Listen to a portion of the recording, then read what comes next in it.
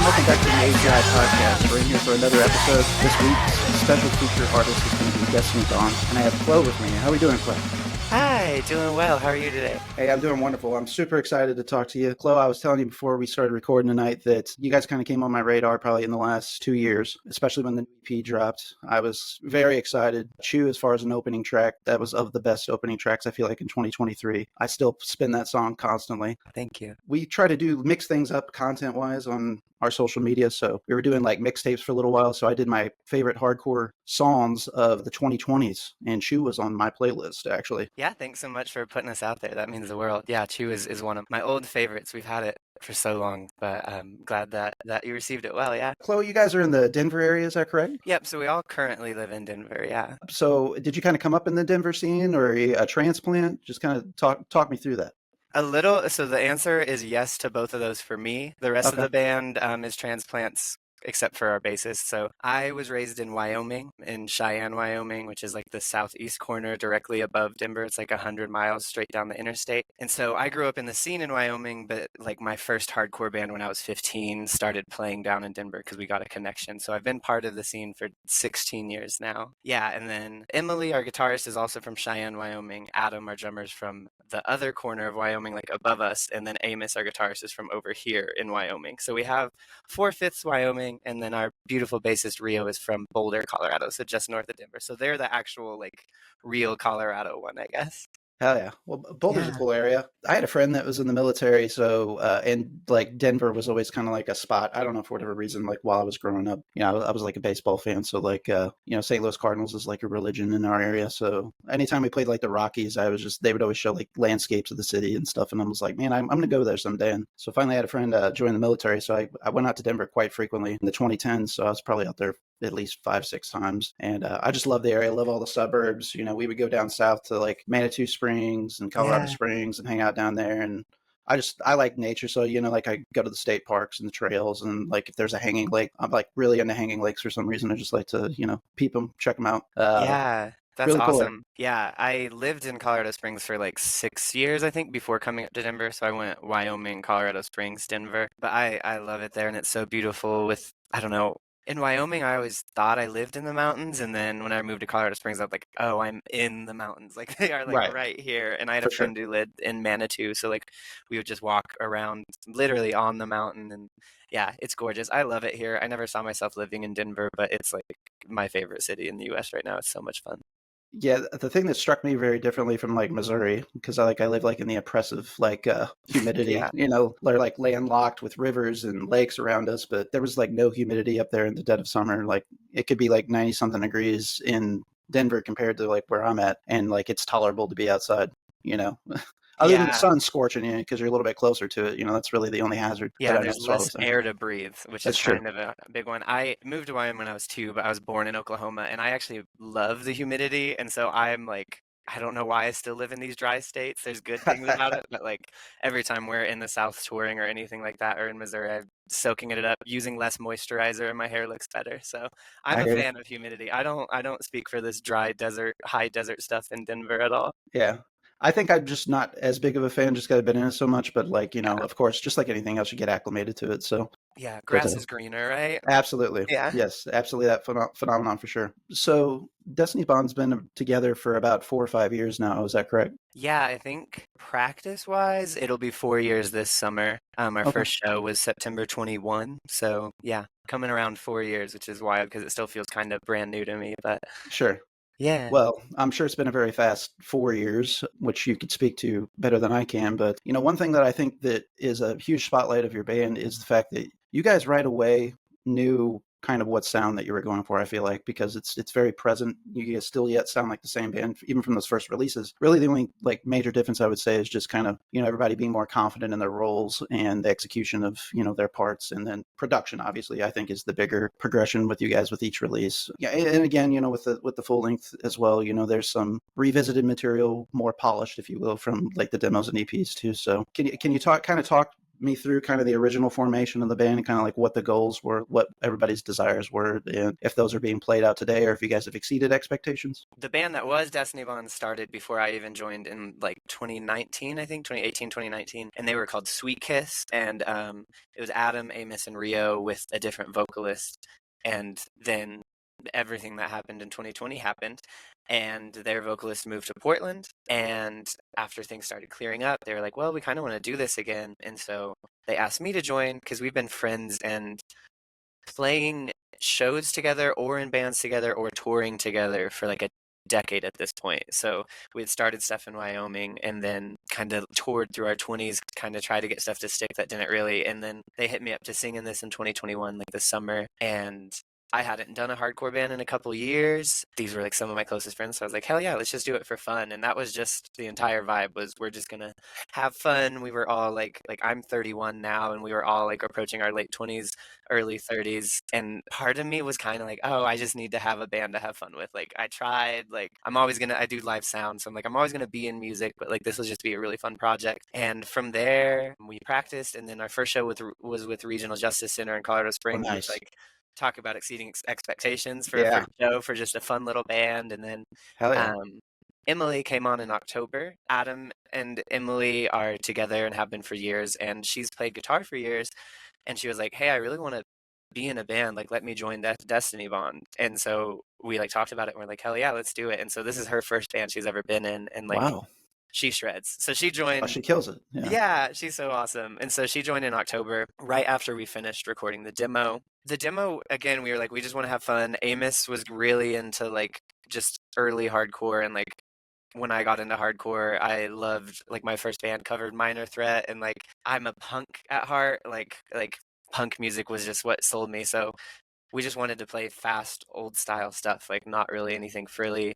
And that went into the production of the first demo because we were just like, let's just have our friend 4-track record this. And we recorded vocals through like a tiny Marshall amp with Oh, like wow. reverb on it and just mic'd that. And so it wasn't even like production got better because we learned what we were doing. It was production got better because we started to be like, oh, we can care more and like actually put more into this instead of just kind of that's kind of the buildup of like the first EP and then the formation with Emily. And a lot of the songs were recycled from Sweet Kiss, the band before, and then Amos is just like a music virtuoso. He's wild. He just writes demos and like has folders and folders of stuff. And so we just slowly throughout the years started getting that together. And the demo that we put out after the promo that we put out after the demo was just a demoing session for Be My Vengeance, the record. And then we decided to put out a couple songs, obviously as a promo tape because it had been a while. And that was our first step up in production. And then we are like, well, we're going to do like a studio record. Like we're going to make these songs on the record. Like we've given a taste of what we can do on the early ones. And so we went to Jack Shirley out in Yeah. the Awesome. incredible, yeah, like Comradery is one of the biggest bands for me. And like he's worked with Punch, which is another huge like band that I was watching growing up. And so it was awesome. But it's funny because that's our most polished production to date. But day 2, I woke up with fever dreams and completely in the throes of COVID.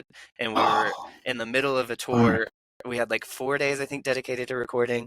And so he let everybody come in masked up and record their instruments. I stayed back at the Airbnb, and then we just had to leave from the Bay Area and drive to Denver and then record my parts and the extra stuff in Denver. And like the first recording session where I recorded Chew, my vocal cords were still damaged from COVID. So I like got 3 takes and then couldn't talk. And then the next session, like I was literally being harassed by someone in my life, like over the phone while I'm recording vocals. And so it's like Oh, technically the man. most polished thing we have, but it's still in the vein of the way Destiny Bond has happened, like gritty. And like we were fucking fighting for every inch of our life to get that out. And so the future is going to be different, but like that record literally stands as just a testament to like I hear it and I hear the experiences we were going through and like how the world was literally pushing against us to not get it finished. So Right. yeah, I think that vaguely answers the original question No, you yeah, asked. definitely.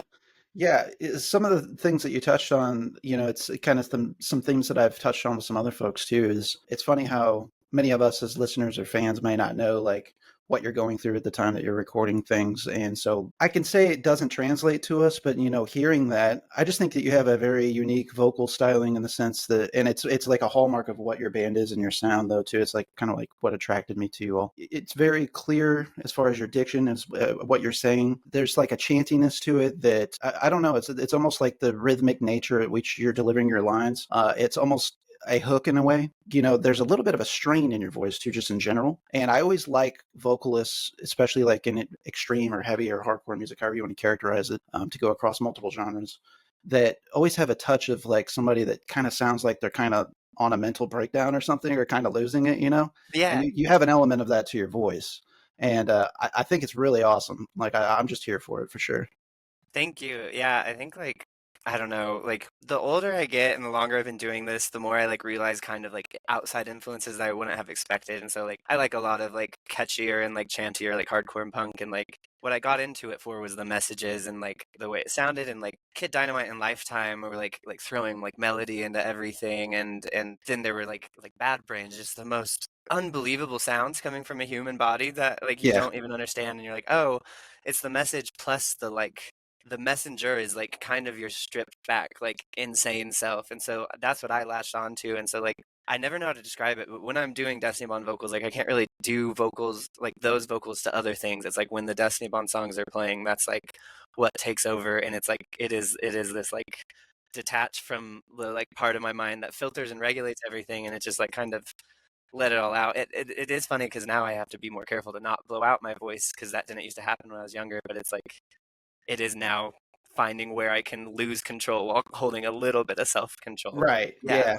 Yeah. You can definitely get yourself in some trouble if you're kind of blowing it out a little too much. That's for sure. But I just definitely think it's something that sets you all apart from many other bands. But I don't know, as far as like inspirations and stuff, like I feel like you guys got a little, whether it's on purpose or not, a little bit of surf punk DNA in you guys as well. Like you already touched on this, the fact that you guys are fans of, older hardcore punk, which, definitely you guys could have, we could take you out of this time, put you back then, and you would have fit in with those scenes. But I think like it'd be fun to see you guys coming up in like the Orange County hardcore scene or the Bay Area hardcore scene back in the, the 80s. I think you guys would have fit in with a lot of those movements. Not to say you sound exactly like anybody, but I think would have played well in those scenes. Awesome. I love hearing that. And yeah, like I think because we're from Wyoming and Colorado, like these isolated places that don't have the old guard of hardcore, it became impossible to just take from one. And so it's like, yeah, we can talk about like the DC scene, which is huge for all of us, but the New York scene is hard for Adam, or like is a big deal for Adam, our drummer. And then like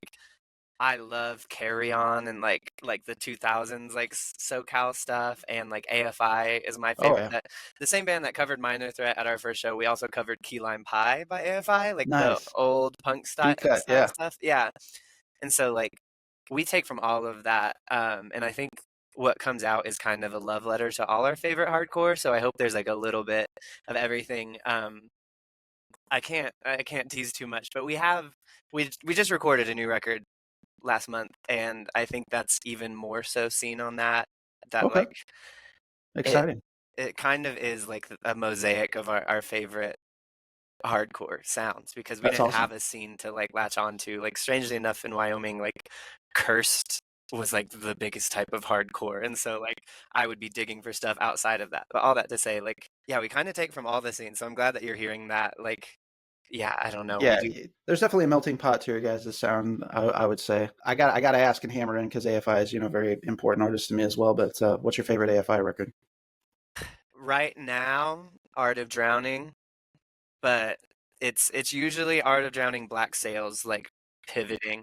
But technically, All Hallows EP is Oh, I always love it. top for me. Yeah, that's like boy, like that whole era, those three releases is just like the pinnacle of like my favorite kind of like blends of like hardcore and punk and like I spooky agree. stuff, like post punk as I'm wearing the chameleon shirt. Like Yeah, it's masterfully done, and I love Sing the Sorrow. I love the early stuff. absolutely.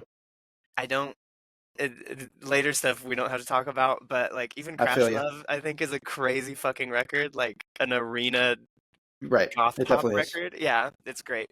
Yeah. But those are my favorites. Sorry, I could talk about AFI for fucking Oh, ever. yeah, me too. Yeah. The All Hollows EP is what really got me into them because the first band that I was in that was like original material, we were a straight edge hardcore band, which I didn't even know what the hell straight edge was. Everybody's like, "You want to be in this band?" I'm like, "Sure." People have heard me tell that story on here 1,000 times, so I'm not going to bore everybody with that again. But it was funny because like I had to hear some reference points. So they're like, "Oh, you know who Minor Threat is?" Not that we sounded like Minor Threat either.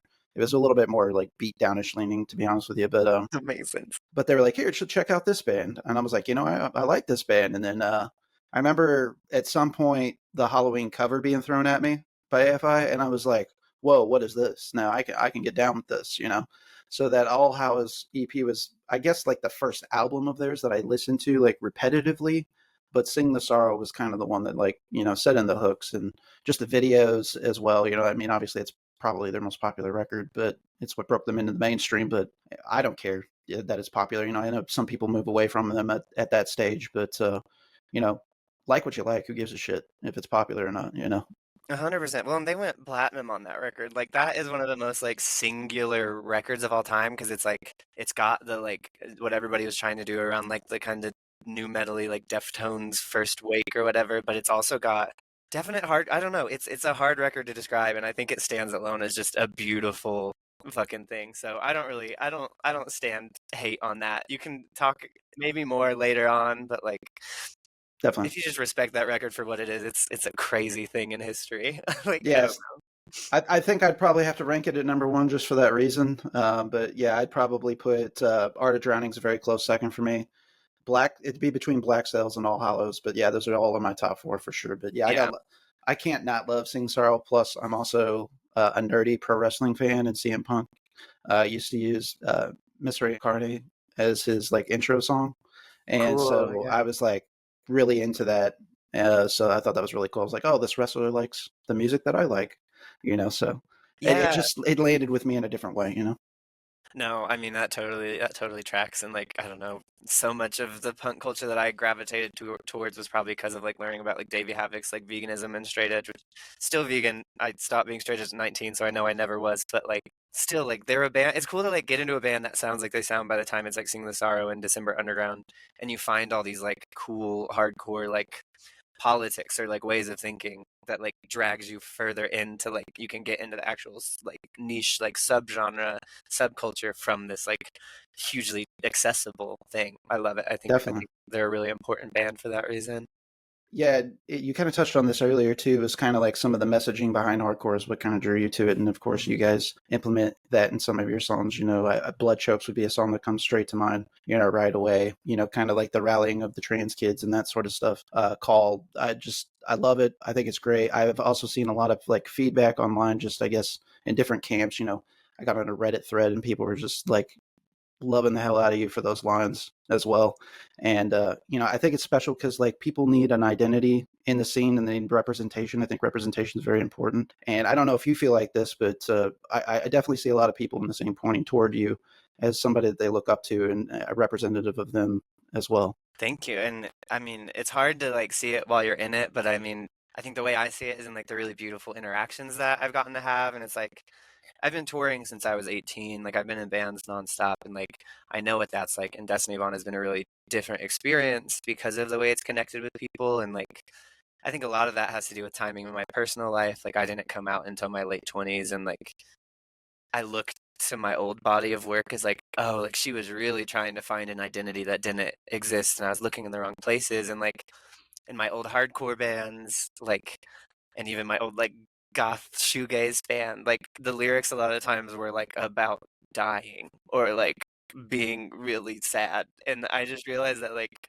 while that was stuff I was processing, that wasn't like me and like that wasn't the message that I really needed to send. Like that was just my brain erupting on itself. And so with Destiny Bond, it's like I was like, I'm gonna be simple. I just want to sound like the back of my head when it's like yelling at me to like make a change or like help myself or help someone. And so I think it was literally just stripping back and just finding the most authentic way to write and the things that were just coming to me in the times when I was like freshly out as a trans woman and like navigating life in a new city and as a new person, like I'm really glad that people connected with it because it was me just like reaching out, kind of asking for someone else if anybody else felt that way. And yeah, I don't know. I'm also a pastor's daughter, and so I think I can't really help myself from just kind of putting out the message. So Yeah. it, it's scary to do that and be like, is that too, is it like too Too campy? Is it, preachy. Right. yeah, yeah. Yeah. When it's like, I just want you to listen to hardcore and be fucking pumped and like believe in it being something big for you because it's changed my life. So I don't know. If you don't mind, I'm curious. You said you were a pastor's daughter. Like, what denomination? Southern Oh, Baptist. Yeah, goodness. Yeah. yeah. Bible Belt and everything. I'm I very hear you. lucky. We're on great terms. I love my parents, but Good. a hell of a way to grow up and as Yes. me. I Um, understand. Totally. yeah, but like luckily they never shunned the rock and roll thing, and like the first the way I got into punk was through like Five Iron Frenzy, Christian ska band, MXPX, Christian punk band, and like my mom will still put on MXPX songs when we're together, and she'll be like, "I love the double bass, like the like do Yeah.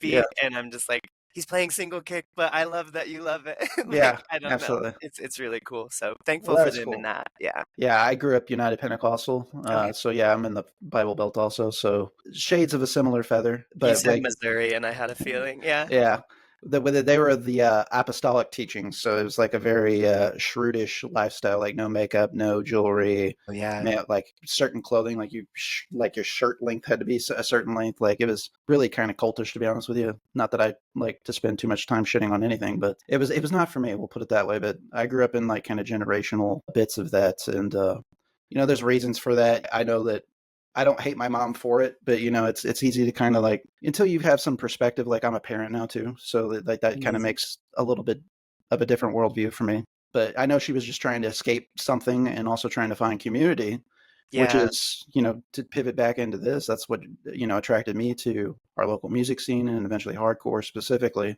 Just the community that's there and the inclusiveness, which you've already spoke on some as well. It just felt like all the freaks were welcome, and I felt like a freak or an outcast in many ways. Grew up very sheltered, but like I forced myself to be outwardly because I knew that I wasn't ever going to connect with anybody if I didn't at least have a conversation. Our local scene was very good about fostering that sort of stuff. Do you kind of remember like formative times, coming up in the music scene for yourself, where you started to kind of feel accepted?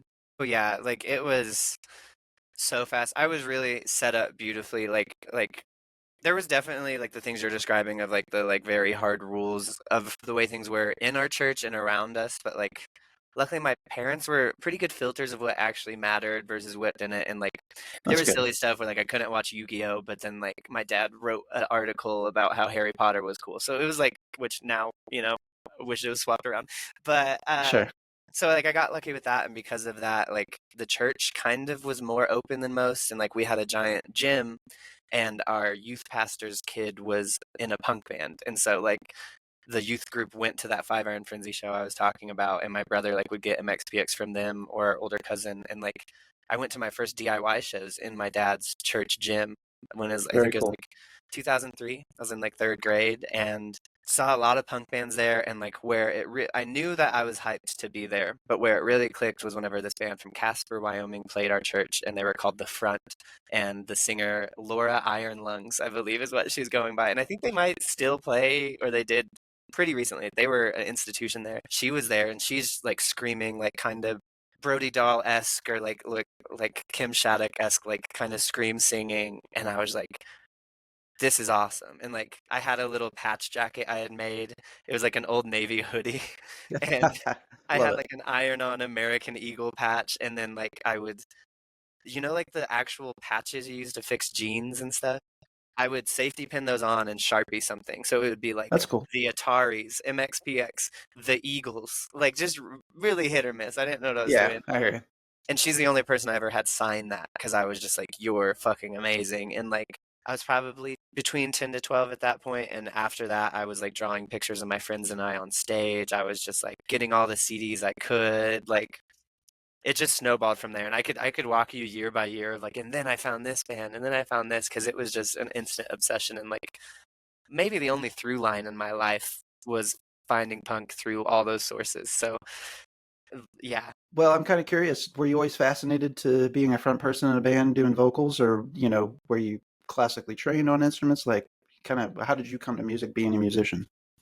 So I always knew I wanted to be the front person, but that felt bad to say. It felt like the thing you weren't like allowed to Sure. say, and Yeah. like Christian humility, whatever. Right.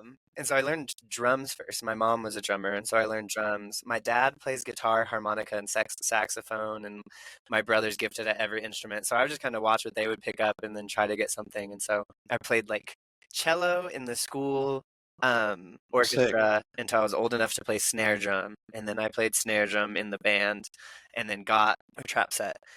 And I was gonna do that, and I was gonna do school band, but my first day of seventh grade band, I really didn't vibe with the teacher, and so I just walked out, and I was like, I'll just like learn by myself. So I would just like headphones on, play along to like Newfound Glory and like the Yeah. starting line, and like Yeah.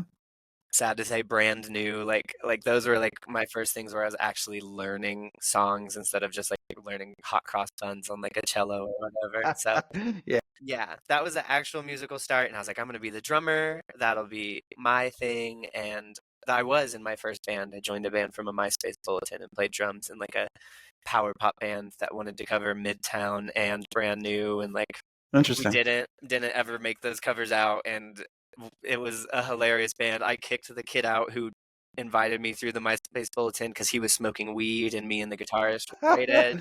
But Love then it. that band broke up, and I asked the guy I kicked out back into my first hardcore band. So that's like my second band ever was the high school hardcore band, and he was the only kid with a Have Heart shirt in town. And so I was like, you Yeah, have to be in you the have to be band. Like involved in this. beef Yeah. squashed. Yeah, we got to do Yeah. it. And I still beefed. I was honestly a pretty horrible person to be around at that time. And so that was like a begrudging relationship, but we cut our teeth, and like I owe him. His name is Evan, and we're good friends now. I owe him a lot because he like set us up with the Denver connection. We booked our first tour together right out of high school, and like that's what set me on to the band and touring path. That's very cool. Love Yeah. to hear that. Love to hear that. My primary instrument is drums, but just like out of Awesome. necessity, I started to learn like other instruments. My dad just always had like he would just get a wild hair up his ass and just go buy a random instrument and have it in Oh, the house, cool. even if he didn't know how to play it. So we had a lot of instruments laying around, and being in southeast Missouri and not a lot to do. We didn't really have like DSL until like I was almost my senior year in high school. So we Yeah. didn't. It was all like 56K modem shit, So no quality internet. You had to find something to Yeah. do to keep yourself busy, right? So yeah, I 100%. very similar to you. I can relate. Headphones on. Learned how to play the drums mainly that way because my dad did not have the patience to show me anything. He Yeah. just was the type of man. He just could not. I Uh, feel that, yeah. Well, and like I like being the youngest sibling, my older brother would be out with his friends, like doing whatever, and my parents both worked like all the time. And so like if I could just go and like hide away and make noise for like 2 hours when no one was home, it was like my own little it was just Absolutely. beautiful. So yeah, I feel you there.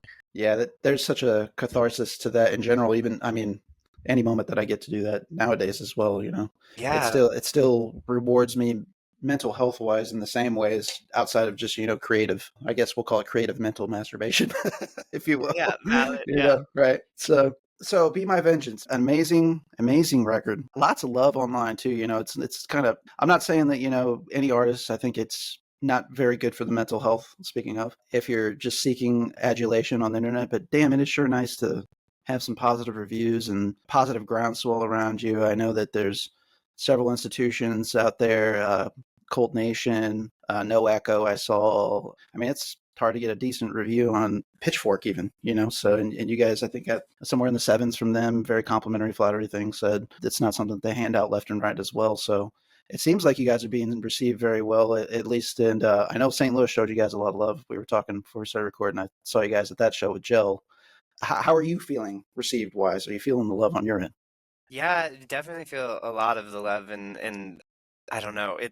It's been, I guess, I when you initially asked like about the beginning of Destiny Bond, like all of this exceeds expectations. Like the tours we've gotten to go on, the things people have said about us, the amount of people even like listening, like completely unexpected. And I do feel like very lucky and like thankful because there's an entire team of people who have like made this happen just in ways that I never expected. So I don't know. Again, another one of those things where it's like really hard to see when you're in it, but like just noticing the differences like this time, and like when someone says like good set and they're either just like, oh no, I have to do the social thing, or if they're like, wow, I actually enjoyed that. And there's more of the enjoyment, or even if they don't, like at least like being like, oh, that was pro. Like Yeah. they're at least like you did it well, which is cool. So I think like some of it is just the amount of time, like I said, we as a collective we've been friends for like a decade and like been pulling from like the same mental threads, and so just coming together has made that special. But then like I don't know, our friend Alex did an amazing job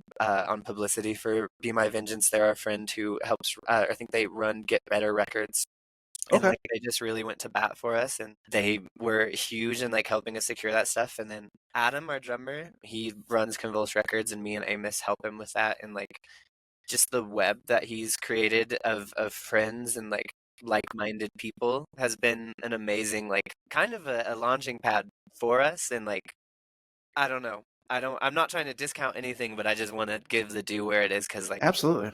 there's a lot of people who like made it work, and like people who took chances, like our friends in Spy and in Baroness and Gel, like taking us out on the road. Yeah. And just yeah, it's like feels like this band is better received than I ever could imagine, but I'm almost just more focused on how many great friends and amazing relationships it's created. Like it just feels, I don't know. I feel like we tapped into something that people are vibing with in like a moment, and I don't know. It feels strange to talk about it because I'm scared it could go away at any moment, but it's just like this really beautiful thing. So I'm glad that it's reflecting that, because yeah, I don't know. I think it's important to smell the roses and kind of live in the moment and be present. Like life goes by so fast, especially as you get older. It gets harder and harder to take the time to do those things. I'd actually talked about a story a few weeks back. I went to Furnace Fest last fall. Awesome. Was supposed to be the last one. I'm not going to gripe about that too much because they're coming back now. They're They back. duped me. Uh, But anywho, Best there's sales technique in the world, oh saying yeah, that we're coming back. Yeah. and I really feel bad for the people that were getting the Furnace Fest like tombstone tattoos because they were like doing No, that like yeah. at a discounted rate. Yeah, there was like the beginning and the end. Like they had the beginning date and the end date and everything. And like there was lines of people getting those tattoos. And I was like, when they reannounced that they were coming back this year, I was like, fucking Christ! Like I hope those people don't walk off of a building or something. Yeah, Like exactly. because I would that'd be like the first thought in my head if it were me personally. Cover up artists are rejoicing everywhere. They Yeah, got business absolutely. from that. Absolutely. Yeah, they got that steady flow coming in from that Yeah, shit for sure. Back to the story I was trying to touch on was that I was hanging out to watch Trap Under Ice, historically one of my favorite hardcore bands. incredible band. And Justice and Brennan took a moment because I think they kind of, came in separately, everybody met up there sort of thing. And they sat on the back drum riser, turned away from everybody, even after everything was set up, and just sat there next to each other, just sat there and talked. And I could see him talking because I had made my way to the front because beat the shit out of me, jump on me. I don't give a shit. I have to see Trapped Under Ice in person, front row, for a period of time until I got pushed back. But nevertheless, I got to see this awesome moment where I know that they were sitting there and soaking it all in and just really having a conversation, having a bro moment, if you will, between them. That's something that I wish I would have latched into in my younger years because I was just, too busy thinking that it was never going to end. Yeah. But they were really taking the time to soak it in. When I spoke to my buddy Tyler Herrera, the hardcore dropout, we talked about that for a moment. And boy, I just wish more people would take note of that and take the time to smell the roses because, like you said, it can't all be gone tomorrow. So that's why you actually want to do those things. Yeah, exactly. I mean, it's huge, and I'm lucky. Like, I love hearing that. Like, Trapped Under Ice, Turnstile, like Angel Dust, that whole world are like just hugely, hugely fucking influential. And like when I think of some of the most fun, real hardcore sets I've ever seen, it's like the first few times I saw Turnstile and like Angel Dust in Denver and like Trapped Under Ice at 10 for 10 when I was like a 16-year-old. Like incredible bands. And in Destiny Bond, we really do like we have these things. We picked them up mostly from our friends in Punitive Damage, but like we'll like say gratitudes every night of tour. So it's Love like it. we're driving away and it's like, what were you grateful for? And then like swag acknowledgements of like if somebody did something really cool. So it's like swag acknowledgement to Emily for like doing a sick jump, or like swag Love that. acknowledgement to Adam for driving us and like looking for parking for 2 hours in New York City while we got food. Like so we're really like a corny like soak it in band. And the era of time that I haven't really touched on, like I was running shows in Cheyenne and then moved to Laramie for college,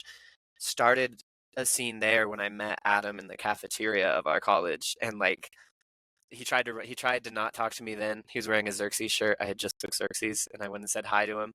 And I was like, I just booked that band. He was like, oh, and walked away. But then I saw him in the gym later, like the next day with an American Nightmare shirt. And I was like, we're friends. You and Yes. I are the only people in Wyoming who own an American Nightmare shirt. Like, we have to be friends. But so from that, we started a scene there. And then I moved to Colorado Springs as part of that scene. He moved to Denver as part of that scene and part of building Convulse and the thing that it is and the thing that is in Denver today. So we've literally built things from nothing and seen them go back to nothing. All that to say. And like, it just feels so special that now we're getting to like kind of have more fun with it and see some fruits of our labor, smell some roses of this thing that we've like loved forever. But with that, it's like I don't want to get caught smelling it and like lose it or anything. Sure. Or yeah, I don't know. But Yeah.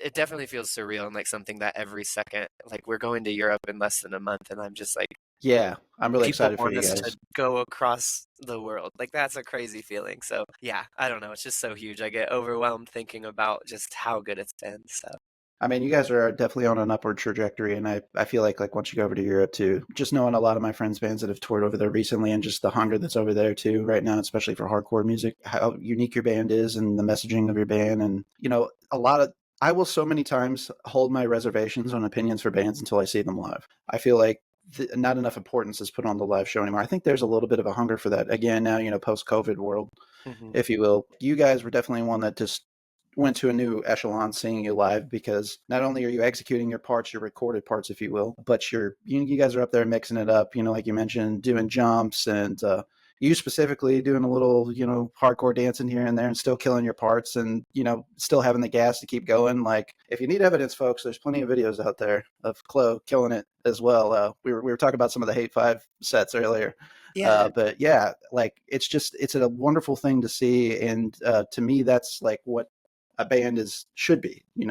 They should put an onus on the live performance. They should bring that energy, and you guys are definitely doing that. thank you. Yeah, I mean that's what hardcore is about for me, is the live show. Like, I don't know. I don't think there's anything like it when the whole room is erupting and like no one's paying attention to anyone else because everybody's just like busy dancing or like jumping off the stage. And like, where else do we have in society where you can just disconnect your brain and like go wild, like with respect to people around you, hopefully.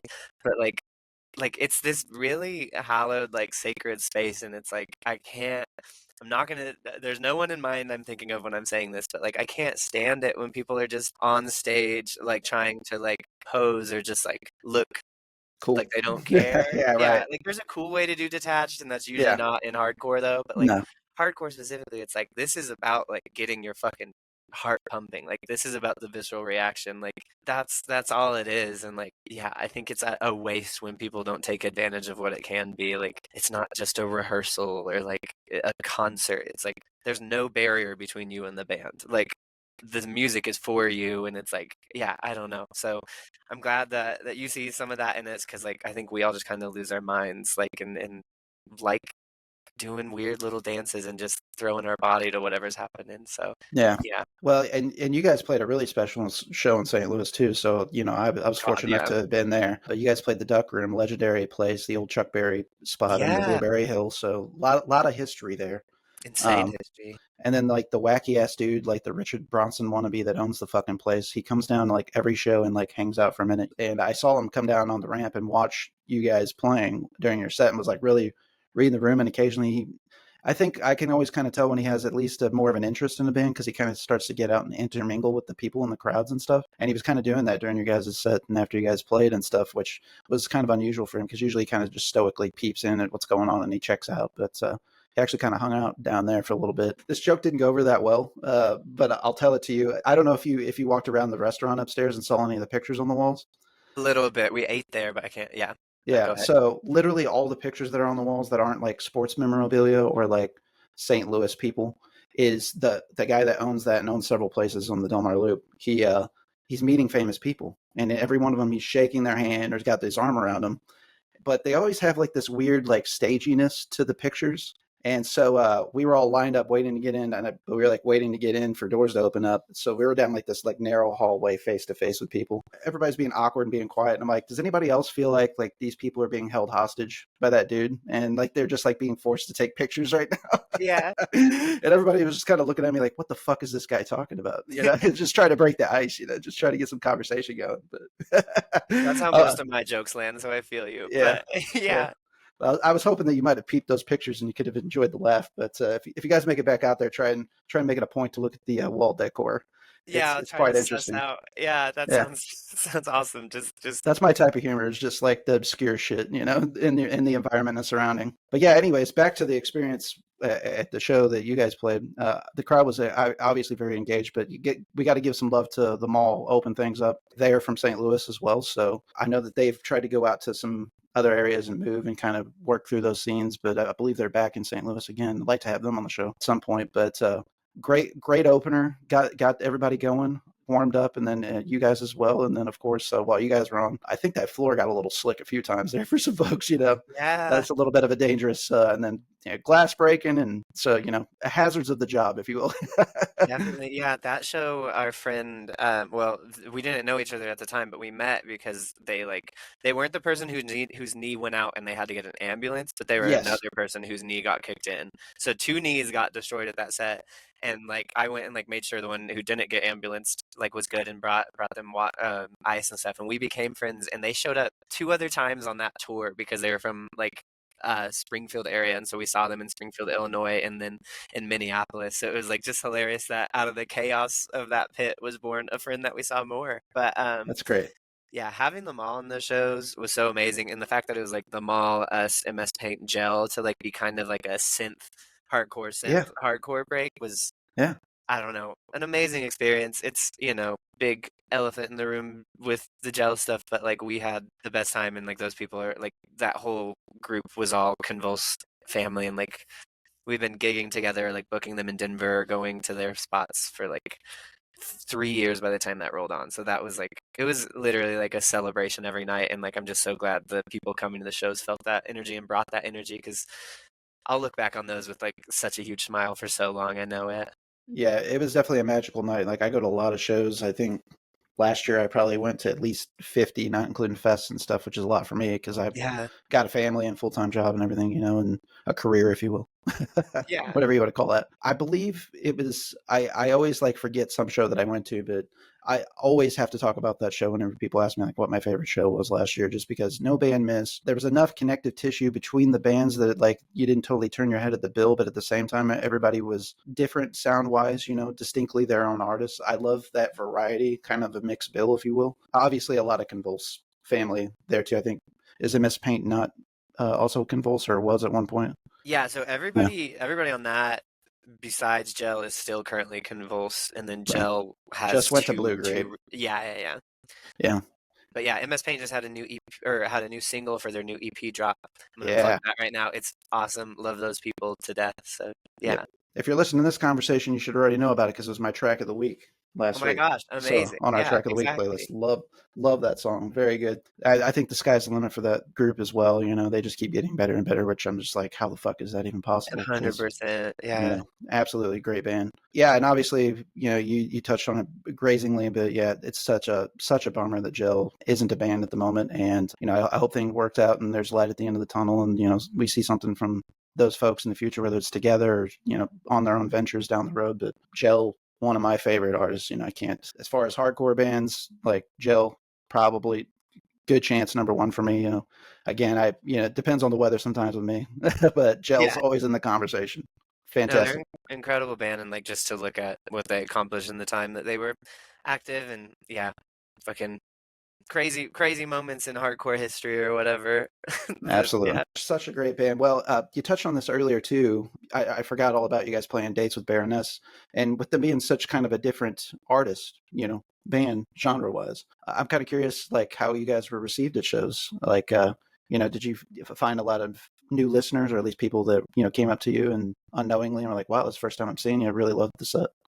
Yeah, it was overwhelmingly positive. Like that offer came through out of nowhere, and like I've had Baroness on my iPod since I was like in junior high, and like they're like one of my brother's favorite bands. So that was just insane. But I've always like seen John Baisley from that band around in the Instagram comments on hardcore bands, and so he's always been present and like an incredible artist. So when they reached out, we were like thrilled, and we always had the like how would this be received in the back of our head, but like it didn't play into like taking the shows, and we only did 3 shows, but during the show, each time it was hard to tell because there's not children running into each other and Right. jumping on top of each other. There's just like mainly a 40s plus I was demographic gonna say it's staring mainly back at us. people my age and older, a little older, that are and with the arms crossed, just kind of hanging out Yeah, and chilling, which is fine, you know. But I love that you guys played with. I mean, I think it's amazing. Like I would have been all about that had that come to St. Louis personally. But yeah, I just loved the dichotomy of the sounds together. yeah, and like it ended up paying off because then at the end of the shows, people would come up and be super overwhelming or like super overwhelmingly positive about it, or like find us as we were walking around. And like I remember in Omaha, there was this one person who was just like staring straight at me, arms crossed, like not moving her head, like just not a single thing. And so those people I'll pick out and I'll be like, well, you're my like I'm gonna emote to you the most. Like I'm gonna Yeah, like when you throw things at you. Yeah, I'm yelling at you. And I was like really hates this, not our vibe. And then came up to the merch table after we played and they were like, that was incredible. Like one of my new favorite bands. And I was like, see, you just can't tell. So it was hard face value, but like so much fun. And I think that Baroness has a really beautiful community around them that it's like definitely, they're just fans of kick-ass rock music. yeah, Like definitely, alternative like subgenre inspired rock music. Like so they were just there for it, and it was such a fun 3 days. We played like the biggest show to date in Destiny Bond history in Denver with them, and like yeah, only great things to say. And then John and Gina came out to our show, our gel show at First Unitarian in Philly last year, and like started a really beautiful relationship. So yeah, all in all, net positive. We haven't heard a single bad thing, and we've have had people come and be like, "We saw you with Baroness," and like that's sick. so yeah, it was definitely worth it, and like just bucket list band. Not even bucket list because I wouldn't have thought to put them on the list to play with. So Sure, really sure. cool, unexpected thing. Yeah. Did you guys play with them at the Bluebird in Denver, or what venue did you guys play at? Summit. It's, Okay, Summit. yeah. Yeah. Yeah. I can't remember if Bluebird or Summit's close to that independent theater that was like across the street. I saw like an advanced screening of Rec 3 there in like 2011 or some shit. I don't even know if it's still there. But Trying to think because there's the Esquire that just closed. I'm not sure actually, but Summit and Marquee are like they used to be independently owned venues in Denver, and now they're Live Nation. I work sound at both, but like oh, okay. really like that was like a childhood dream of mine to play that stage. So yeah, it was really cool. That's But sick. we played Bluebird with See You Space Cowboy later also. Interesting. Yeah. Very cool. Yeah. I don't know if Nick still plays bass in Baroness, but he's for anybody that's listening, because we got obviously a strong St. Louis following. Nick's a St. Louis St. Peter's alumni. He's Oh, from our area actually. Well, I'm really happy to hear. I feel like the Baroness crowd, like you mentioned, is a little bit more accepting. They got a little bit more of that vibe. Like they have I don't want to say necessarily a cult following, but definitely like a niche. You know, there's like I would say it's like kind of akin to like Gojira fans, for example, hmm, like another sick band. Not the same per se, but definitely in kind of that metal lane. Some of these bands have these followings sometimes, and it's I would see how that would be intimidating. You know, going in perhaps thinking that maybe we will not be well received, but quite the opposite happened for you. So I love that. thank you. Yeah, it's just hard to imagine because it's like they're just Grammy nominated shredders. Yes, absolutely. But then we realized we're like, oh, like most of the people who got here probably started somewhere around that or Black Flag. Like it's like we benefit by kind of being easy to fit, even if someone's not currently mostly listening to 80s hardcore punk. It's like that's the foundation for a lot of metal and rock enjoyers. So I Absolutely. think it serves us. But yeah, that was a cool experience. Yeah, and I think even people that aren't like very familiar with Black Flag and would maybe throw a flag and be like, "Well, how do metal bands like Black Flag?" But you know, Black Flag had some like metal leaning records. You know, My War, especially the B side of that album. I was fortunate enough to see him. It's not the same Black Flag, but it's Greg Ginn at least. I'll say. Yeah. I saw them do My War from front to back, and then Greatest Hits set last year Wow. in St. Louis, and they had Mikey V, the skater, doing vocals, which Oh yeah. pretty decent Henry Rollins imitation, in my opinion, as far as vocally. Like he sounds pretty like. I mean, you could close your eyes, he could pass. You That's know? awesome. Yeah. I know. Yeah. I think I saw flat the other version Yeah, at like a Riot Fest forever ago, but yeah. I don't know. My favorite like metal to punk thing that I just learned because I do sound, like live sound in Denver, and I was working the Cavalera show, like the Hmm. brothers who did Sepultura, Yep. who are Sepultura. It's insane that they can't play under Right. that name. So stupid. Like their start was like being Dead Kennedy fans. So it's like a lot of metal starts from like a more punk or hardcore area. When they played Definitely. the venue that I worked at, they had Jello Biafra come down from Boulder because he like has family, or he's from there, and they covered Nazi Punk's "Fuck Off." So that was like a Very sick. wild thing to see. That was like a couple months ago, but Yeah. yeah. I So the think yeah, I think it was Nails that had Max come out and they did Territory like live here recently on a that leg sounds too. right. Which Yeah, I was like, oh man, that's sick. Like I would have just lost my shit if Max Cavalera just fucking come out and just started doing this shit. for real. Yeah, it was insane to be around the both of them, and like I think his son is playing bass or something. Yes. Yeah, just yeah, some cool fucking history to be around for sure. Hell yeah. Yeah, Yeah, I'm sure there's all kinds of things too that even you might have been like tangentially familiar with or whatever, and perhaps just being a sound person, being kind of dialed in, listening for stuff as well, like you maybe became a fan of, maybe yeah, that you weren't definitely. previously. Yeah, like that's what I love. Like working with a band is like listening to them in a different way. So I like I've always been like a wide swath of music person. Like there's the everything but country people, but I'm like Right. everything including country and completely minimalist ambient works. Like I will Right listen there with to him. everything. Yeah. So yeah, it's a really fun job, and like I find new stuff, and like yeah, I think it keeps hardcore fresh because I don't just listen to the same hardcore records over and over again. Yeah, I've never been able to understand people that can just listen to the same stuff over and over and over. Now, don't get me wrong, you got your favorites, you should always revisit that sort of stuff. Yeah. But I don't know, I just feel like things lose the specialness, like if you drive them into the ground. I've just always been a very firm believer in that Yeah, personally. 100%. Yeah. You kind of mentioned earlier, only so much you can talk about, I understand, but you've got some new tracks recorded and kind of touched on the fact that you guys are incorporating a little bit more influences in that. Like, what can we expect? Is there even like a seasonally, maybe perhaps we might hear a new track, or where are things tracking timeline wise for new material? We're looking at a fall rollout. We have a lot. We have some tour plans also to announce. We've got a lot coming up around that, but sooner than you think. Yeah, we recorded it in April, and it's moving pretty fast, and we had a lot of stuff ready in advance. So hopefully fall you'll be hearing some stuff, but I'm so excited to share it. Like, I had to ask what I was allowed to talk about before I came on, and so I'm I really love it. reining myself in because I want to say everything. But if you love Destiny Bond, it's for you. If you love hardcore, I think it's for you. Like, we surprised ourselves a little bit, and like this recording process was not scratching and clawing to fucking make it. We had time and we had fun. It was so much fun, and I feel like the spirit of hardcore comes through that. So, yeah, Did you did fall. you did you guys record with Jack again, or did you go through a different person this time? No, so we actually went to Taylor Young at the Pit in Los Angeles. We love Jack so much, but we played the Not So Fun Weekend days in Texas in 2024, so last year, with God's Hate and Twitching Tongues on all those shows. And Adam had already talked to Taylor. Like they had a relationship because Taylor did the MS Paint record and the Punitive Damage record and some other ones that I'm definitely going to forget about. But he's worked with Convulse a lot. So they talked, and then we all talked a little bit at the fest and like the things we were going for, and seemed like Taylor was pretty interested in. So we were like, maybe we'll like consider it. And then we kind of just wanted to see what it would sound like. And he's like kind of to go to him and to like have him kind of in a more active role in like kind of, I don't know, we haven't really gotten a lot of Collaborated.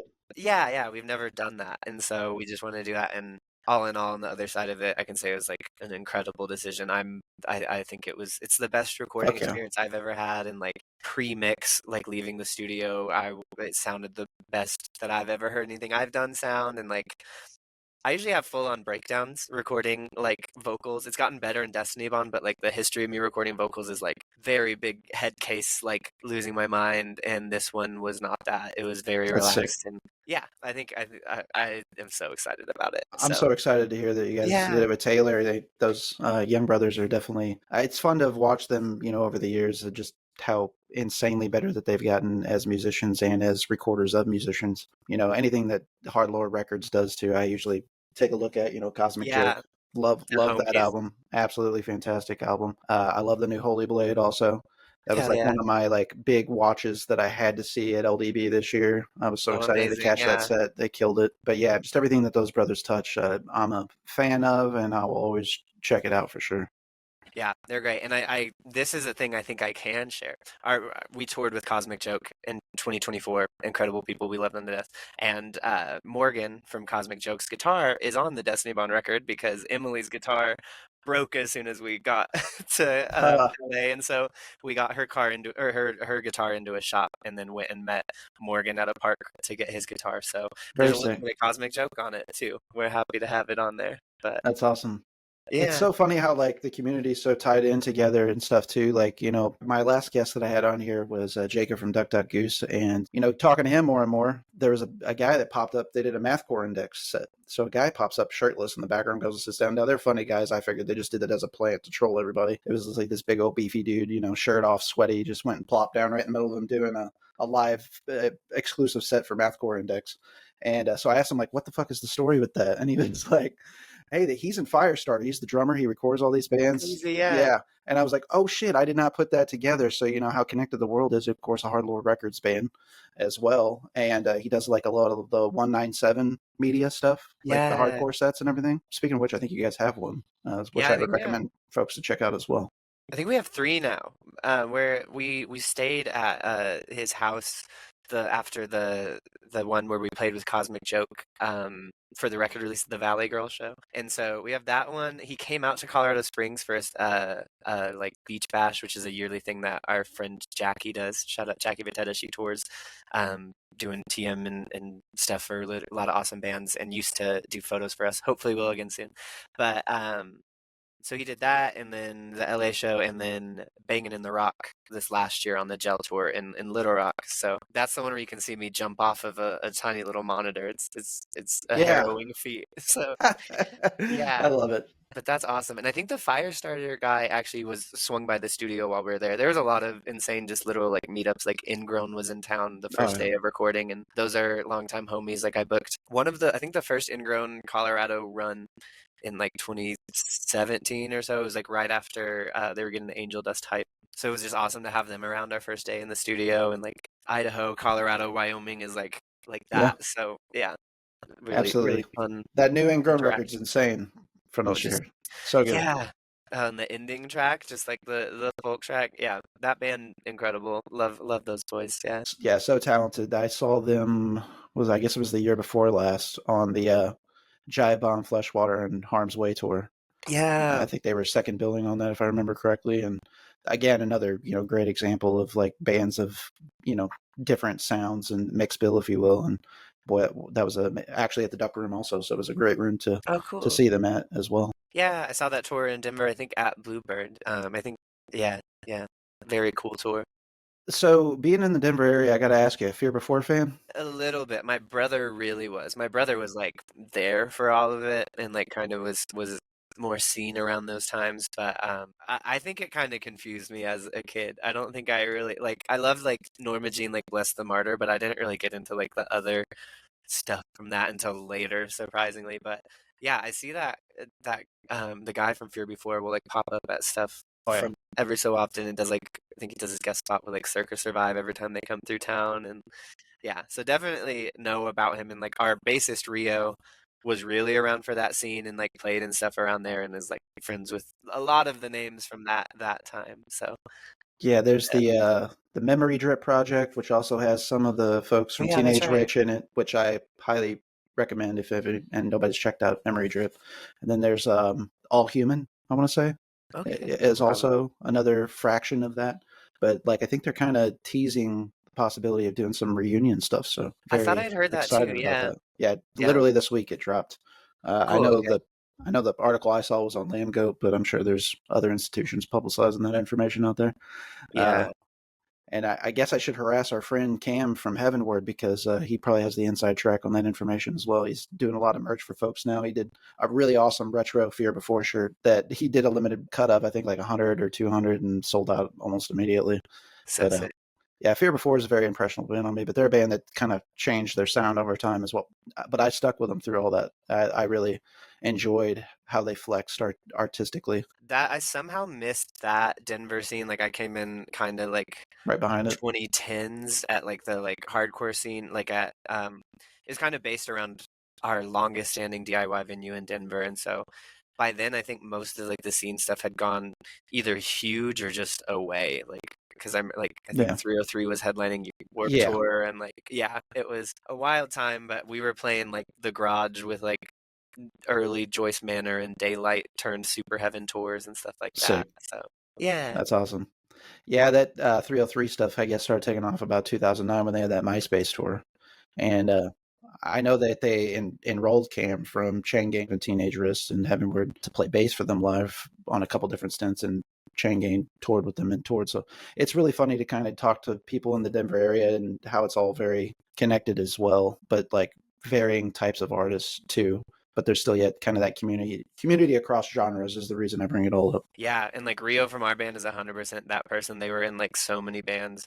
I can't even name them all, and if I name the one, it'll probably be the wrong time. But they were like, I think their bandmates were part of the live band for 303 for a bit too. So it's just like, yeah, it still happens, and then it's like, I don't know. It feels like Denver has had separate scenes for so long, but like it's still not big enough, I think, for that completely to be fully separate because it's like you'll if you're 1 degree away from 303, you're 1 degree away from like a lot of the legendary Denver youth attack bands, and like they probably don't want to talk about that, but it's not as far away as you would think. So Yeah. yeah, I'm really excited for what you guys have coming up. I know you have the European tour that we kind of touched on as well, and I think that yeah. that's the sky's going to be the limit for you over there. I'm sure that you guys are going to gain even more of a following from that. So I'm really excited to see how that turns out for you folks as well. Thank you. I can't wait. Yeah, like it's I've gotten to do sound in Europe, but I've never gotten to perform and like just having Big Laugh there who we're really huge fans of and like their record is coming out on Convulse and like I think it's just going to be a perfect storm. And like some of the fest lineups are just like more bucket list bands that you don't expect. Like we're playing the same stage as Health at like Rock and Sick, Furlon, which like I love it, love. Yeah, like Death Magic was like huge for me. And then like we're absolutely. playing I think the same day of Super Bowl of hardcore as Earth Crisis and like Walls of Jericho and like I mean, that's cool too. another Yeah, fest with Milspec, which that's a band that I have never gotten to see live, and they're there with Wildside, so like that will be probably one of my favorite days in Europe. Just insane. yeah, I haven't seen either actually. Unfortunately, St. Louis has a bit of this. I think it's starting to change, but St. Louis has had this thing in the last 10 plus years where bands have skipped us over and decided to do Rude. Kansas City instead. Yeah. I'm here to tell you, no, nothing against anybody in Kansas City, but Kansas City fucking sucks Nothing as a against them, town. but I hate them. Not No, against yeah. the people. It's the institution of the town, the municipality, the government, organizers and runners of things. That's the issue there. They don't take care of their streets. They don't take care of their community. I don't know why, but people go to Kansas City instead of Missouri or St. Louis, excuse me. But St. Louis, the hardcore scene, the heavy music scene is really starting to pop back off. I think it kind of I came up in a fortunate time initially when I first started, and there was a lot of hardcore bands. We had a pretty popular one that kind of got the rug swept out from under him. It was kind of like bad timing with another milestone lifelong tragedy. That's 9/11. But they were booked to be on the tour with Converge, the Jane Doe tour, which they still did do some of. But they're on the Jane Doe tour with Converge. And 9/11 happened, and then they were basically like, and they had just been in New York, like they stayed in that Hilton that was across the street from the Twin Towers. Whoa. So just narrowly missed that, but not waving but drowning from St. Louis. I've had a longtime friends of mine. They've been in several other bands throughout the scene over the years. They recently got back together, did some fest. They did the final Furnace Fest because they were a Furnace Fest institution too. But they kind of came out the late 90s. They were like Zayo and Haste, like those bands, kind of Yeah. a little bit more post-hardcore leaning in a way, but still kind of those, I don't know, early machinations of metalcore in some senses too. But yeah, the OGs for real, mad respect to them. What I was gonna say was Zayo and Haste the Day. Now you're speaking my language because those were available at the Christian I bookstore was going to say, for yeah, me and my brother. Like absolutely. the first show I ever two-step to was Haste the Day in Colorado Springs in 2007. I went down to see my friend from church and we went there together and like he got hit and pushed over because he was wearing a Casey Jones X shirt and dancing kind of like an Hilarious. idiot. Just Yeah. yeah, formative memories. All that Christian metalcore. I may have had like a Freudian moment and said Haste the Day. It's just Haste, actually. A Oh, different no, band. it's Uh, not on you. I assumed. I don't yeah, know. yeah. Haste is a little bit more like Zayo, but they were kind of took off in the late '90s. They had some releases in the early 2000s. I think they actually even were on Solid State, which makes it even more confusing because Haste the Day, of course, as well. Well, and I Uh, think didn't the original vocalist of Zayo, or like a vocalist of Zayo left for Haste the Day, or the vocalist of Haste the Day left for Zayo? I can't remember which way it goes, but yeah, there's like only one original member in Zayo now. Yeah, But like a lot of them have been there for a period of time now, though I will say it's I don't I want to say it's basically everything that's post Funeral of God is still that band, that if I makes remember correctly. But yeah. That's just why I went from Zayo to Haste the Day because I was like yeah, shared members, Christian, but okay, yeah. Haste. I'll have to do some research. Good to know. A very big formative show for me. We had a bit of a scene down where I live, so like kind of the Farmington, Missouri area, we'll call it. We had a couple different venues for a short period of time. We had a pizza place that was a huge DIY spot, had a patio. We had bands like My Chemical Romance, Fall Out Boy, Under Oath before they all took off, like just a year Yeah, or two before, like we're talking 2002, 3, 4. They came through, played our scene. Right as I started to get into the scene in '05, we had a Ferret Records tour come through here. So at that time, it was Zayo, the Banner, Scarlet, and the headliner was Madball. And that was a hell that's of a show crazy. to Yeah, have in a town with a population of like 15,000. So yeah, it went nuts. We had people from St. Louis come down, but it was a very formative show for me because it was like the first time I like attempted to hardcore dance. yeah, And I was 18 and I got my ass handed to me. So let me tell you, I thought I was a big boy because I'm a little over 6 feet myself, and I got out there and got my ass handed to me by men, by straight up men. like And no, that's just not how you do it. and Yeah, I thought the bander was the ass beater shit, but you know, I was familiar with Madball, but I yeah, that's the OGs right there. Like people were on their ass most of the time because of just the violent dancing that was going yeah. on. I was gonna say like the banner is scary, but like the Madball is in a different way Right. scary.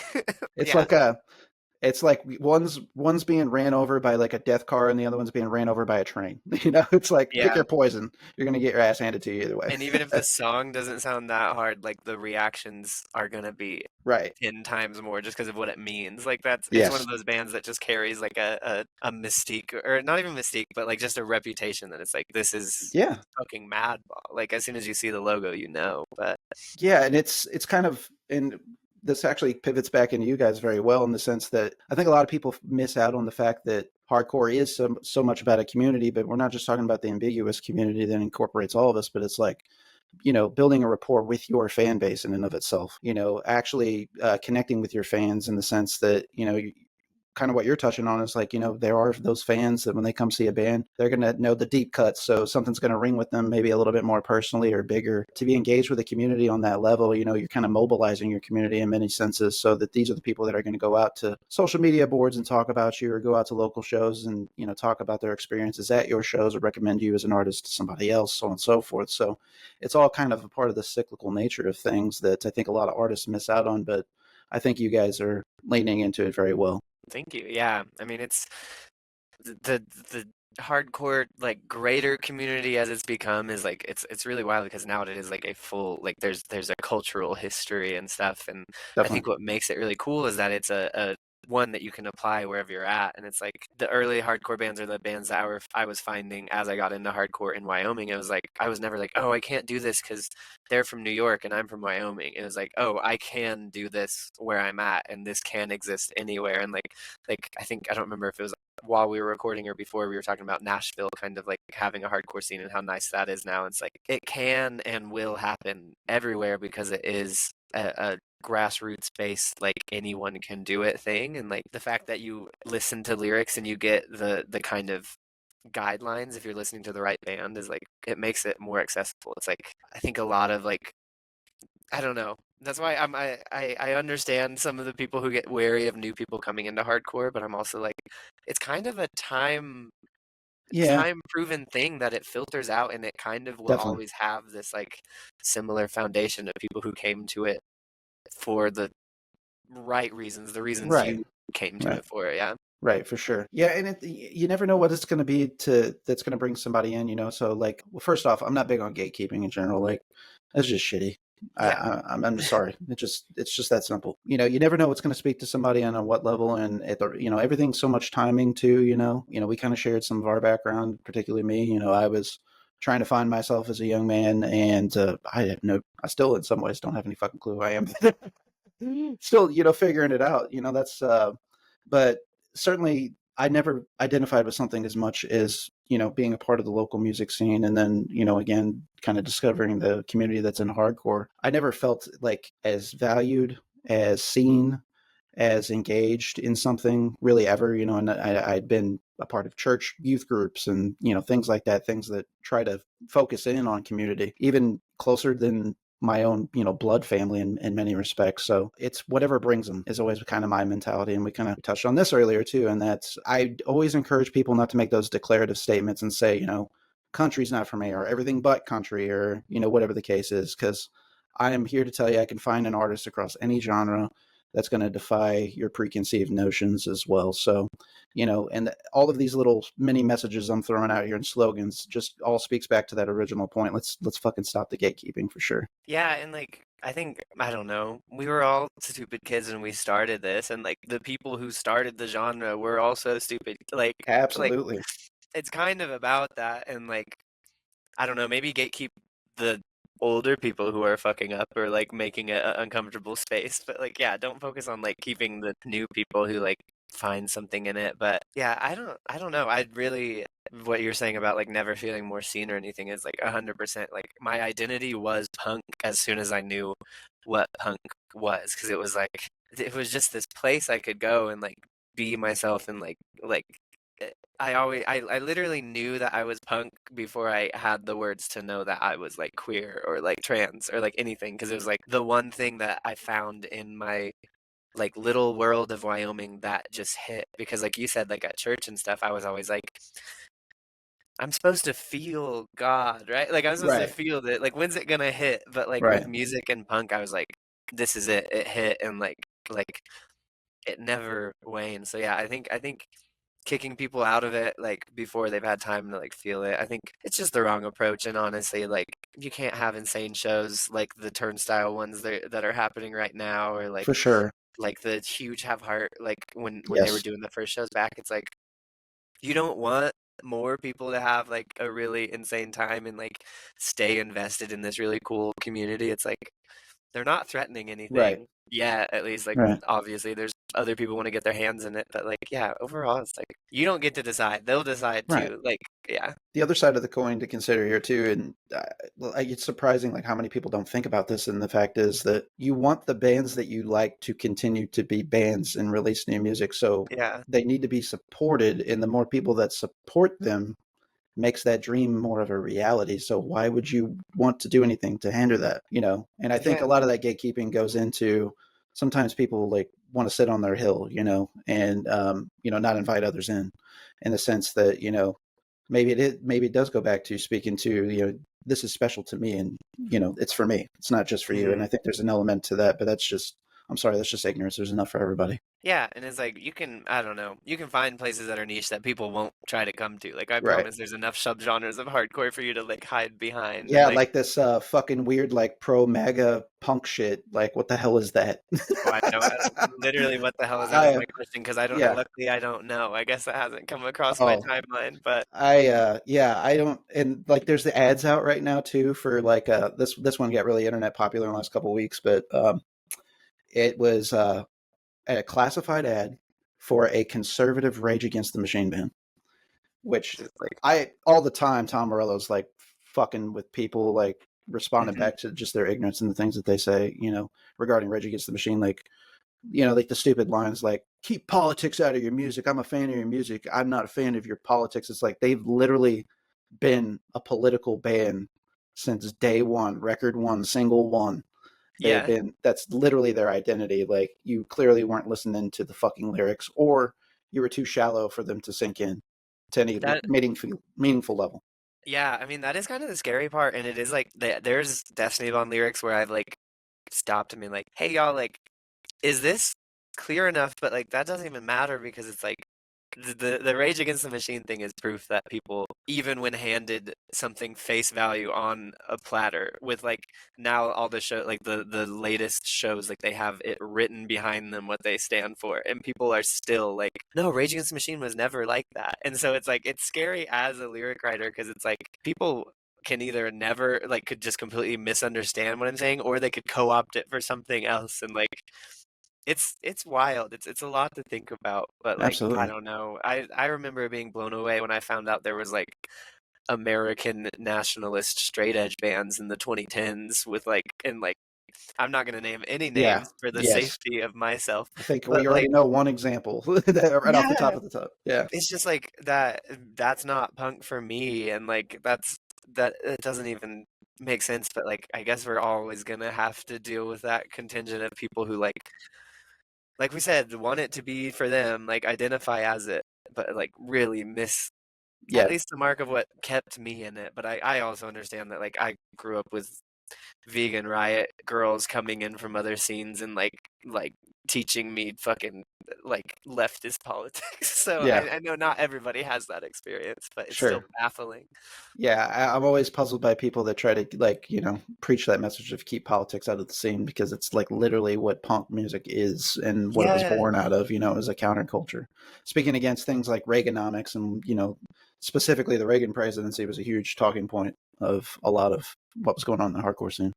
Yeah, and it almost like to be like, oh, keep politics out, like it almost becomes this weird other thing where like you're allowing the language of like the mainstream body politic to seep into something where it doesn't belong because what we're speaking about in our lyrics isn't like go well some people unfortunately it is like go vote but it's like it's more like treatment of other human beings and like just Yeah, like let's start at the basics. yeah, Right. like lifestyles that allow room for other lifestyles. Like that's what Destiny Spawn's about. Like everybody really like it's obvious with songs like Blood Chokes to be like, oh, about the queer community. But honestly, like my songs are about like the community that I've found through DIY as a whole, queer or not. Like our band is queer and our band is not queer, like depending on which member it is. And so it's like it's not political. It's literally just kind of basic Just rules of people living. engagement and Right. existence. Yeah. And Yeah. so it's like to be like to give it the power of like the main body politic is like, okay, so you're not even we're not on the same level. You're coming from a different world and like we're standing outside of the world kind of looking and being like, that's fucked up. We don't want that here. Right. Like, yeah. And there's two fronts of ignorance that you have to consider. There is the just ignorant due to lack of knowledge, the definition of what ignorance is, and I will give those people a chance, and I will try to swing them over to the other team or whatever the case is, whatever the talking point is, argument, whatever, however you want to phrase it. But there are those that are the willfully ignorant, unfortunately, as well. Yeah. And that's the contingent I have a little bit harder time breaking down the walls with personally. But we all should be brave enough to have an uncomfortable conversation at the very least, regardless. Definitely. And I mean, like, I don't know, one of the biggest parts of community is existing in community with people you don't agree with. And I think that's what's like beautiful about hardcore is like I was talking about how when I tried to write other lyrics or like mean or like dark lyrics, it wasn't me. And so I started writing the Destiny Bond lyrics. But then it's like some of the people from New York hardcore who write lyrics of like living on the struggle and the streets, it's like we don't see things the same way. We don't come from the same place, but it is like through that different lens, it shapes hardcore more. And like it kind of takes the part of like having a clean, pristine, everyone following the same exact rules community out of play. And it's like, oh, like there's gonna be chaos and there's gonna be conflict, and that's good. It's just about like keeping the center of the community like kind of focused on the right thing. So the chaos and the conflict is to be productive instead of ruining something. And so I think like Absolutely. anybody who preaches only tough hardcore or only Right. political hardcore, like it's all hardcore, and like as long as it's kind of fighting for the same thing and not fighting against the people in it, I think it's all kind of to be learned from. Absolutely, I agree. And I'm just a big person on experience your surroundings. I think that everything in life can be a lesson if you allow it to be. And we're always preaching open-mindedness here and inclusivity, but intolerance is never welcome in my book either. So it's been awesome getting to know you, Chloe, and just what your band's about, what you're about, what your makeup is, and I think that people are going to come away very impressed from our conversation tonight. I think that the sky's the limit for you guys. I'm really looking forward to everything that Destiny Bond has going on. Thank you so much, and thanks for having me on. And we actually didn't talk about what my makeup was, but I'm mostly wearing Elf products. Just kidding. Sorry. Hell yeah. But yeah, this has been a blast. Thanks for letting me kind of just incoherently ramble a bit, and thanks for talking to me about the thing I love the most. And yeah, excited to see where your podcast goes. Like, I've really Appreciate been that. impressed by the list of guests, and like I loved the James from Portrayal of Guilt episode, like we talked about. Shout out my Pog boys. But yeah, thanks for having me. This has been a really great time. Absolutely. Yeah, I've had a great time talking to you. And as everybody knows that listens to our episodes, we're going to have everything in the episode details as far as links for checking out Destiny Bond. Any upcoming news will be shared and rebroadcasted on our platforms. We'll keep you guys up to date, when a new single drops, all that fun stuff, because once you're a part of the ATI podcast family, you're always a part of the family, in my opinion. So we'll keep people in the loop in case they're not already following you and like, oh, well, maybe I remember Cloe being on or whatever the case is. And so they come back and they visited us. So love you guys. Stay safe out there. Looking forward to the European tour. Going to be loving to see what happens for you after that as well. Fuck yeah. Thank you so much.